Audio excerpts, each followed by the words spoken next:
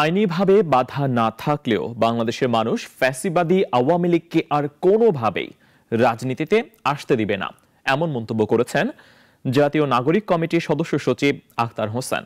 দুপুরে রংপুরের সাংবাদিকদের এক প্রশ্নের জবাবে একথা বলেন তিনি। জানান, ছাত্র তরুণেরা মিলে যে রাজনৈতিক দল প্রতিষ্ঠার কথা বলছে, সে দলটি বাংলাদেশের জন্য মধ্যমপন্থী রাজনীতির চর্চা করতে চায়, যে রাজনীতির ভিত্তি হবে বাংলাদেশের স্বার্থ।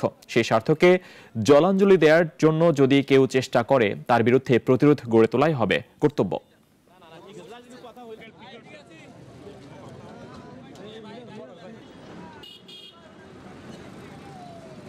ভোটের প্রতিদ্বন্দ্বিতা করতে বাধা না থাকলেও ছাত্র জনতা, বাংলাদেশের আপামর মানুষ এই ফ্যাসিবাদী গণহত্যাকারী মানবতাবাদী যে দলটি আছে তাকে কোনোভাবেই বাংলাদেশের রাজনীতিতে আর রেলিভেন্ট হতে দেবে না।